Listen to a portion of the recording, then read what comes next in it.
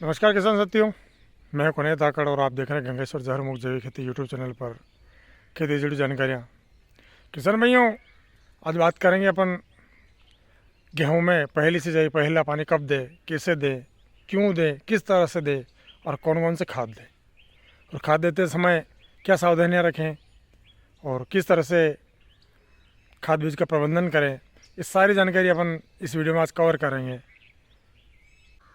किसान भाइयों, जैसा कि सब जानते हैं और कृषि वैज्ञानिक भी बताते हैं कि गेहूं में पहला पानी लगभग 21 दिनों में देना चाहिए। तो सबसे पहले ये जानते हैं अपन कि गेहूं में पानी 21 दिनों में क्यों देना चाहिए। ऐसा क्या है 21 दिनों में जो 21 दिनों के लिए सब रिक्वायरमेंट करते हैं और गेहूं को पानी 21 दिनों में देना चाहिए। तो दोस्तों, गेहूँ की बिजाई हम लगभग ज़मीन के 5 सेंटीमीटर अंदर गहराई तक करते हैं और पानी पिला देते हैं। उसके बाद में जब गेहूँ लगभग 20 से 22 दिन 25 दिन का हो जाता है ना, उस समय जो अपने ने बोई की थी वो लगभग 4 से 5 सेंटीमीटर की ना, तो 21 दिनों के समथिंग लगभग ज़मीन के तल से 2 सेंटीमीटर गहराई में आप पौधे को निकाल के देखें, उसमें एक गिठान सी बनती है और उस गिठान के वहीं से ही उस गेहूं के पौधे में जड़ों का फूटा होता है। फूटा होते समय दोस्तों खेत में उस समय पर्याप्त नमी होनी चाहिए, और यदि अपन यूरिया देते हैं ना, तो उस समय यूरिया और पानी उस गेहूं की फसल को मिलने चाहिए।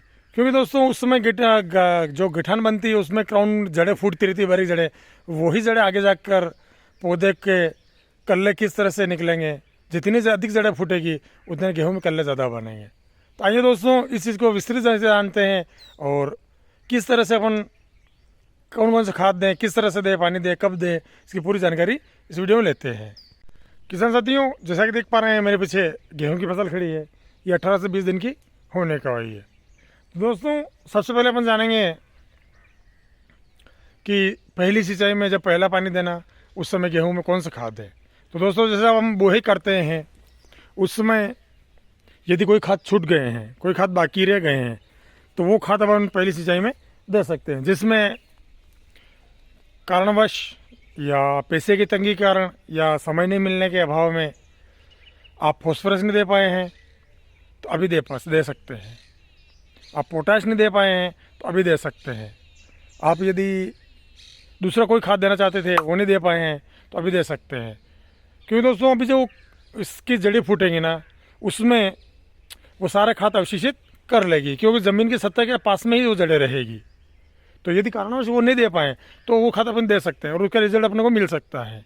लेकिन यदि आपने फॉस्फोरस दे दिया, पोटाश दे दिया और DAP NPK जिस रूप में भी आपने खाद दिया है वो पहले दे दिया, तो अब पहली सिंचाई में यदि आपको 100% पूरा रिजल्ट लेना है तो पानी देने से पहले उसमें गेहूं की फसल में लगभग 5 किलो प्रति बीघे के हिसाब से जिंक आता है ना, या फिर जो अपने जिंक प्लस सल्फ़र का एक मिक्स पाउडर आता है जो अक्सर मैं रिकमेंड करता रहता हूँ, उसको प्रति बीघा 5 किलो के हिसाब से आप यूज़ करिए सूखे खेत में गेहूं में पानी देने से पहले। और जब पानी दे दें उसके बाद में अपन यूरिया का बुरका कर सकते हैं, तो यूरिया अपना बेकार कम जाएगा, नहीं जाएगा। और यदि ये व्यवस्था नहीं बन पाती है तो प्रति बैग में यूरिया का जो बैग आता है ना, उसमें 5 किलो जिंक मिला दीजिए और भुरका करके भी पानी दे सकते हैं। तो दोस्तों इससे क्या होगा कि वो अपने फसल में जो जड़ों का फुटाव है वो अच्छे से होगा। और जड़ों का फुटाव अच्छा होने से जो अपन खाद दे रहे हैं खेत में, जो भी मिनरल पड़े हुए, जो भी अपने फर्टिलाइज़र पड़े हुए हैं, उनको पौधे अच्छे तरह से अवशोषित करेंगे। और यदि अच्छे से उनको ग्रहण करेंगे तो भोजन बनने की जो प्रक्रिया है पौधों की वो अच्छे से चलेगी। और यदि भोजन बनने की प्रक्रिया अच्छे से चलेगी तो पौधे में कल्ले अच्छे फूटेंगे, क्योंकि जितनी जड़ें अधिक फूटेगी उतने कल्ले अच्छे फूटेंगे। जड़ें अधिक फूटने से जो अपन यूरिया देंगे, जिंक देंगे, वो पौधे ज़्यादा अवशोषित करेंगे और पौधे में फुटाव अच्छे से होगा और ये समझ लिया आपकी पौधे में कल्ले में कोई कमी नहीं रहेगी। किसान साथियों, जैसा कि देख पा रहे हैं बादल बहुत ज़्यादा हो रहे हैं, बारिश भी हो चुकी है। और इस कंडीशन में यदि 18-20 दिन के गेहूँ हो चुके हैं और खेत में भी हम घूमें और पैर नहीं धंसे मिट्टी में, ऐसी कंडीशन है तो अभी यूरिया का छिड़काव अपन कर सकते हैं।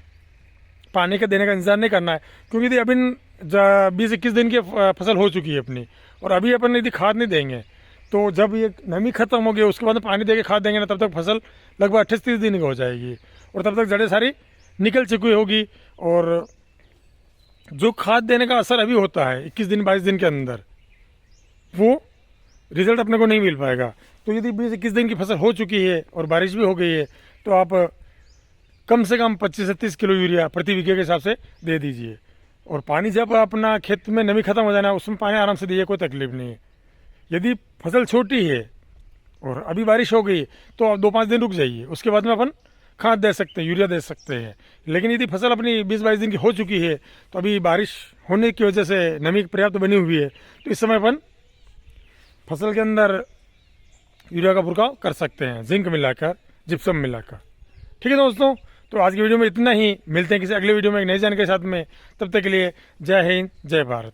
दोस्तों वीडियो पसंद आए तो लाइक करिएगा, शेयर करिएगा, कमेंट करिएगा और जो चैनल पर पहली बार है वो चैनल को सब्सक्राइब करना ना भूलेगा।